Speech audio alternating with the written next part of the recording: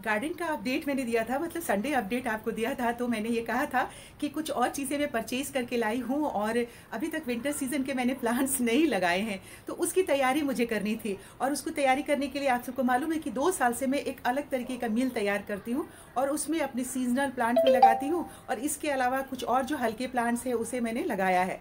तो वो क्या-क्या मील में मैं चीज़ डालती हूँ वो मैंने पहले एक वीडियो बनाया हुआ है। फिर जब मैं मील तैयार करने लगूँगी तो आप सबको ज़रूर दिखाऊँगी। बट मैंने आपसे उस दिन कहा था कि दिखाया था मैंने कि कोकोपीट का एक केक था जिसे मैंने पानी में भिगोया था। तो कोकोपीट का जो केक होता है जब हम बाज़ार से लाते हैं तो आपको 200, 250 और 500 अलग-अलग वैरायटी के अलग-अलग कंपनीज़ के मिलते हैं।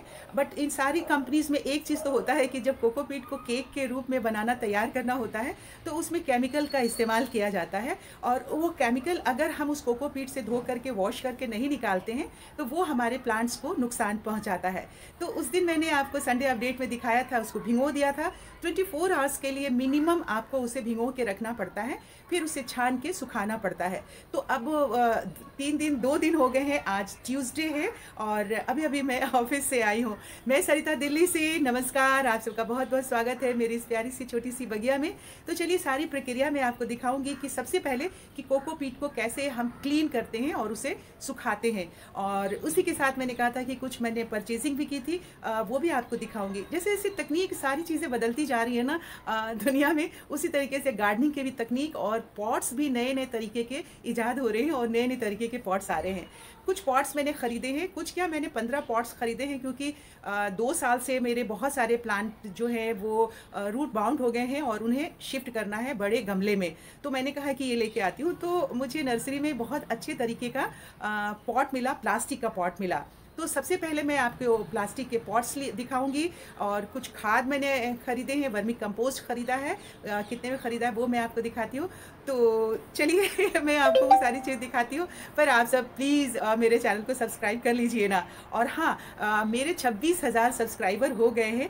हाँ, क्या हुआ अगर इतने साल इतना वक्त लग गया, तो 3 साल लग गए 26,000 सब्सक्राइबर बनने में, पर जो हमारे सब्सक्राइबर मित्र हैं वो सोने की तरह खरे खरे हमारे साथ बने हुए हैं और धीरे धीरे और बढ़ रहे हैं और भी बढ़ेंगे हमारे साथी, मुझे मालूम है। क्योंकि मुझे साथियों का हुजूम चाहिए, बहुत सारे मुझे साथी चाहिए जो मुझे मोटिवेट करते रहे। तो चलिए इतनी सारी बातें हो गई हैं, अब मैंने जो जो सामान परचेज़ किया है वो आपको फ़ौरन दिखाती हूँ मैं। आ जाइए। तो ये देखिए, ये आपको दिख रहे हैं, ये 15 पॉट में लेकर के आई हूँ। जिस नर्सरी से मैंने ख़रीदा था वो बालाजी नर्सरी है सीरसपुर में, वहाँ एक बगल में शॉप थी, उस शॉप से मैंने इसे परचेज़ किया है। उन्होंने 200 रुपया मुझे इसका दाम बताया था, बट बारगेनिंग करने पे उन्होंने, चूँकि मैंने 15 पॉट ख़रीदे तो उन्होंने इसे 180 रुपये के दाम से मुझे दे दिया था। ये देखिए, ये 13 इंच का पॉट है, बहुत ही खूबसूरत सा पॉट है। इसकी खूबसूरती और मुझे इसलिए जची कि आप ये वाला पोर्शन देख रहे हैं, ये देखिए यहाँ पे ये होल बना हुआ है, यहाँ पे व्हील लगेंगे और कैसे व्हील लगेंगे वो मैं आपको दिखाती हूँ। ये देखिए, ये व्हील का पैकेट मुझे मिला हुआ है, ये व्हील का पैकेट है और इस पैकेट को हमें यहाँ से देखिए कि ये पैकेट बना हुआ है और इसे हमको खोल करके, इसमें चारों व्हील लगे हुए हैं, उसे हम निकाल लेंगे। ये देखिए ऐसे खोल करके, और ये चारों व्हील के सारे पोर्शन लगे हुए हैं। मैं आपको दिखाती हूँ कि कैसे करना है। अब ये जो व्हील के पोर्शन लगे हुए हैं, ये देखिए इसमें आपको ये होल दिख रहा है और ये इधर भी होल दिख रहा है। अगर आप देख पाएंगे तो शायद यहाँ पे जो होल है कुछ अलग शेप में बना हुआ है और इसकी डंडियाँ, हर एक पैकेट में 4 व्हील लगे हुए हैं। अब ये डंडियों का भी शेप आपको मैं दिखाती हूँ, ये देखिए कुछ अलग तरीके से है। तो इसमें बहुत ईजी है, इसको जो राउंड वाला शेप वाली जगह है वहाँ से आपको इसमें इन करना है और ये एक शेप से इस तरीके से आ जाएगा। इस तरीके से हम जो है चारों व्हील को तैयार कर लेंगे। ये देखिए दूसरी डंडी और मैंने ली और दूसरे व्हील में एक तरफ से इंसर्ट कर देना है और ये इक्वली यहाँ पे आके लग जाएगा। इसी तरीके से हम चारों व्हील को तैयार करेंगे। अब जब चारों व्हील मेरे तैयार हो जाएंगे तो उसे हमें लगाना कैसे। अब ये व्हील तैयार हो गया, ये देखिए डंडी दोनों तरफ से हो गई, कुछ भी नहीं करना है, बस इसे यहाँ रख करके और हल्का सा पुश कर देना है। ये देखिए ये पूरी व्हील तैयार हो गई, ये यूँ हो गया। इसी तरीके से हमने चारों व्हील को इसमें लगा लेना है।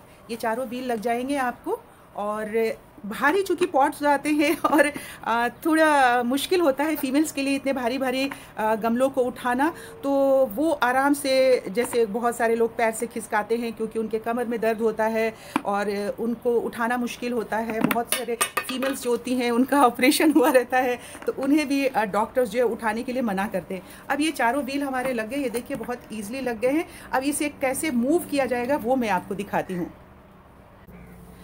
अब मैं आपको दिखाती हूँ कि कितने ईज़िली, ये देखिए कि ये व्हील जो है वो मूव कर रहा है। ठीक है, ये बहुत ही ईज़िली मूव करेगा।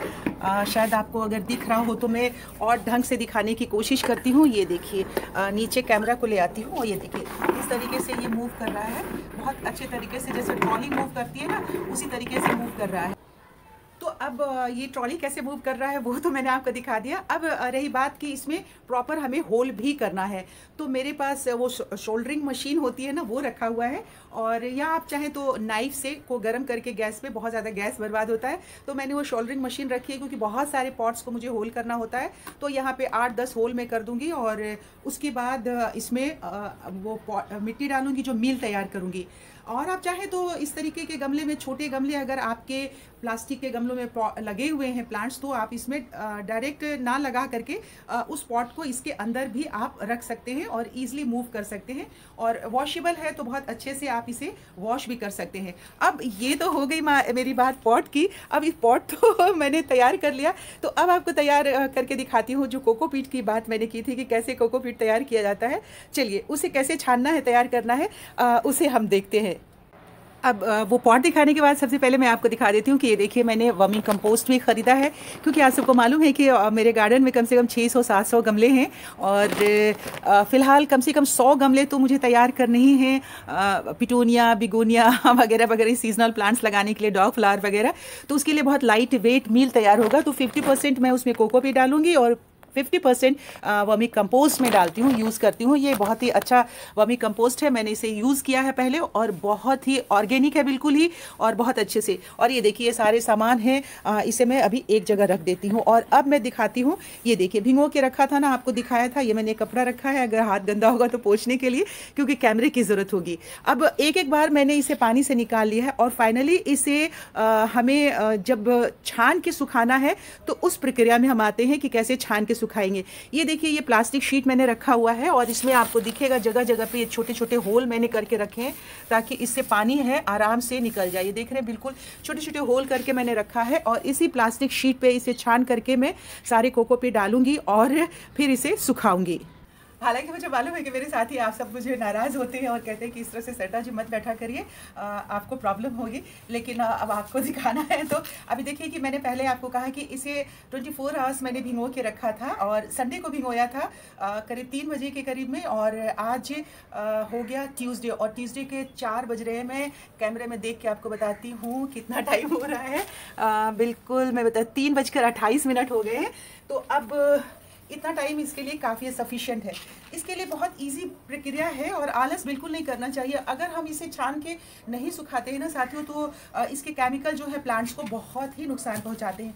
कुछ भी नहीं है, बहुत इजी सी प्रक्रिया है। आप 24 आवर्स भिगोने के बाद पहले एक बार इसे छान लीजिए, और छानने के बाद अच्छे से हाथ से इसे, जैसे आप देख रहे हैं, खूब अच्छे से मसल दीजिए। ये एक बार का छान कर निकाला हुआ है मेरा। अब ये सेकेंड टाइम, थर्ड टाइम मैं इसे निकाल रही हूँ, और 3-4 बार अगर जैसे चावल हम धोते हैं उस तरीके से अगर इसे छान के निकाल देंगे बढ़िया से, तो बिल्कुल इसके केमिकल जो है निकल जाएंगे और आपके प्लांट को नुकसान बिल्कुल ही नहीं होगा। और अल्टीमेटली लास्ट में आपको करना क्या होता है कि आप इसे निकालिए और हाथ से बढ़िया से इसे निचोड़िए। ये देखिए अच्छे से आप निचोड़ देते हैं, ये देखिए बहुत अच्छे से आप इसे अपने हाथ से ताकत से इसे निचोड़ देते हैं, तो ये थोड़ा सा ड्राई तो ऐसे ही हो जाता है, और फिर इसे आप इस पर यूँ फैला दीजिए। तो इसी तरीके से छान के आपको हाथ से अच्छे से निचोड़ते जाना है और इसे इस पर फैला दीजिए, ताकि थोड़ी सी इसमें धूप लग जाए। और थोड़ी सी धूप लग जाने के बाद ये कोकोपीट जो है बिल्कुल आपका तैयार हो जाएगा। और उसके बाद इसमें हमें क्या क्या मिक्सचर तैयार करना है, क्या क्या चीज़ें डाल के तैयार करनी है, वो मैं अगले वीडियो में आपके साथ शेयर करूंगी।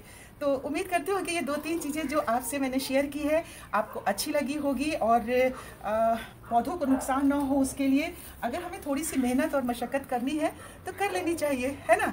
तो चलिए आज का वीडियो मैं सोचती हूँ कि आपको अच्छा लगा होगा और पूरा ये सारा कुछ करके अभी मैं इसे डाल देती हूँ और फिर मैं आपसे आती हूँ नेक्स्ट वीडियो में शेयर करूँगी और फिर मैं बताऊँगी कि किस तरीके से अब प्लांट्स के लिए मुझे मील तैयार करना है।